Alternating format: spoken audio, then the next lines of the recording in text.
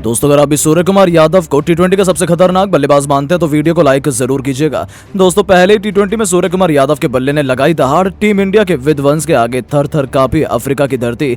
आखिरी गेंद तक खेले गए महामुकाबले में टीम इंडिया ने रचा नया इतिहास। तो आखिर कैसे, जब आखिरी ओवर में जीत के लिए 19 रनों की दरकार थी, सूर्य और रिंकू ने अपनी खौफनाक बल्लेबाजी से अफ्रीका को खून के आंसू रुला दिए। ऐसा क्या हुआ इस महामुकाबले में जिसकी अंतिम गेंद तक कह पाना नामुमकिन था कि कौन मारेगा बाजी। दिलों की धड़कनें बढ़ा देने वाले इस जबरदस्त घमासान की पूरी हाईलाइट हम आपको दिखाएंगे, लेकिन उससे पहले आपको क्या लगता है रोहित, रिंकू और सूर्य में कौन सबसे खतरनाक शानदार बल्लेबाज है? नीचे कमेंट करके जरूर बताइएगा। दोस्तों वनडे वर्ल्ड कप के बाद विश्व चैंपियन ऑस्ट्रेलिया से तो टीम इंडिया ने बड़ी ही बेरहमी से बदला लिया 4-1 से। हमने उन्हें अपनी ही सरजमी पर बुरी तरीके से हराकर बता दिया कि दुनिया की नंबर 1 टीम कौन है। तो इसके बाद अब कारवा बढ़ चला है 2024 की ओर, जहां टी20 वर्ल्ड कप के सफर पर चल पड़ी टीम इंडिया के सामने। जब अफ्रीका की धरती पर पहले टी20 मुकाबले में अफ्रीका की टीम आई, तब एक ऐसा घमासान हुआ जिसने पूरे क्रिकेट जगत को हिलाकर रख दिया। इस मुकाबले में जब सिक्का उछाला तो किस्मत चमकी कप्तान सूर्य की। उन्होंने टॉस जीतकर मेजबानों को पहले बल्लेबाजी करने का न्योता दिया था। अफ्रीका के बल्लेबाजों को लगा था कि वो अपने खौफनाक बल्लेबाजी से कोहराम मचा सकते हैं। हालांकि भारतीय गेंदबाजों से पार पाना इतना आसान नहीं था। पर दोस्तों शानदार फॉर्म में चल रही अफ्रीका की टीम डरबन के मैदान पर कुछ ऐसा कर जाएगी, इसकी उम्मीद तो शायद किसी ने भी नहीं की थी। पारी की शुरुआत करने आए हेनरी क्लासेन ने शुरू से भारतीय गेंदबाजों को रिमांड पर लेते हुए केवल 27 गेंदों में ही अपना तूफानी अर्धशतक पूरा कर भारतीय टीम के पसीने छुड़ा दिए थे। हालांकि राहत की बात यह थी कि दूसरी तरफ से अर्शदीप सिंह की आंधी ने अफ्रीका के टॉप ऑर्डर को तहस नहस कर दिया था। मुकेश के साथ मिलकर अर्शदीप ने एक के बाद एक लगातार 3 विकेट चटकाकर अफ्रीका की कमर तोड़ दी थी। एक समय तो ऐसा लगा था कि वो 100 रनों तक भी नहीं पहुंच पाएंगे, लेकिन उनके लिए मुश्किल की घड़ी में संकट मोचक बने उनकी टीम के सबसे बड़े खिलाड़ी और कप्तान एडन मार्करम। इस खिलाड़ी ने अपनी टीम को संभालने की जिम्मेदारी अपने कंधों पर उठाई और टीम इंडिया के गेंदबाजों की धज्जियां उड़ानी शुरू कर दी। अर्शदीप, मुकेश से लेकर कुलदीप यादव सभी की जमकर पिटाई करते हुए मार्करम ने भी केवल 28 गेंदों पर अपना अर्धशतक पूरा किया था। उसके बाद भी इस खिलाड़ी ने रुकना जरूरी नहीं समझा।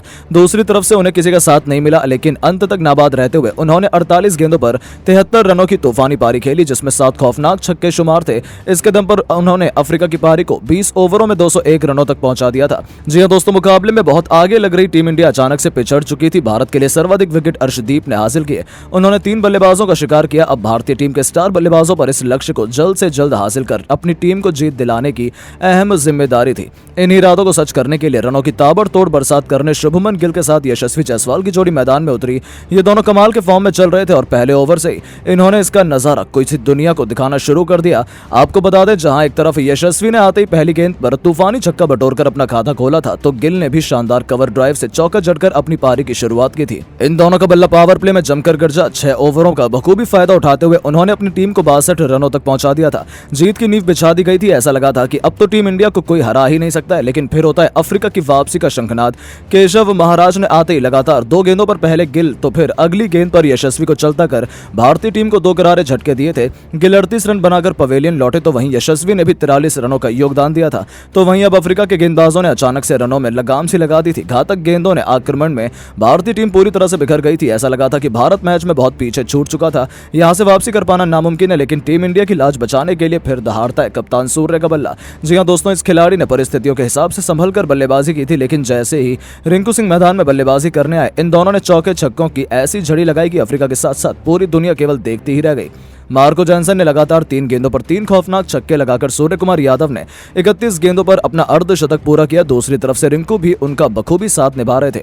इन दोनों के बीच पलक झपकते 80 रनों से भी अधिक की पार्टनरशिप हो चुकी थी और मुकाबले में टीम इंडिया वापसी कर चुकी थी। देखते ही देखते मैच अंतिम ओवर में पहुंच चुका था, जहां अभी भी जीत के लिए 19 रन चाहिए थे और मैदान में मौजूद थे भारत के 2 सबसे बड़े मैच विनर। दोस्तों अफ्रीका की तरफ से अंतिम ओवर लेकर आए थे लुंगी एंगिडी। वहीं पूरा स्टेडियम इन दोनों बल्लेबाजों के लिए नारे लगा रहा था। पहली गेंद पर रिंकू 2 रन ले पाए, दूसरी गेंद पर उन्होंने का जड़ दिया। तीसरी गेंद पर लुंगी ने उन्हें केवल सिंगल लेने दिया।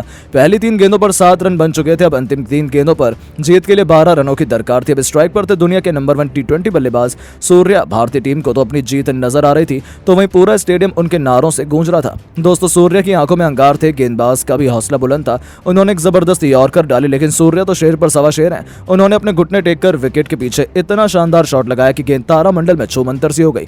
इस तूफानी छक्के की बदौलत मुकाबला अंतिम 2 गेंदों में चला गया था, जहां भारत को जीत के लिए 6 रन चाहिए थे, लेकिन बदकिस्मती से 5वीं गेंद डॉट बॉल हो जाती है। अब मैच पूरी तरह से फंस चुका था। अंतिम गेंद पर जीत के लिए एक बड़ा छक्का चाहिए था। इस बार भी गेंदबाज ने चालाकी दिखाई और सूर्या से उन्होंने गेंद को बहुत दूर फेंका, पर सूर्या से पार पाना उनके बस की बात नहीं थी। सूर्या ने रिवर्स स्वीप लगाते हुए एक चमत्कारी शॉट से गेंद को छक्के के लिए मारकर टीम इंडिया को अद्भुत जीत दिला दी थी।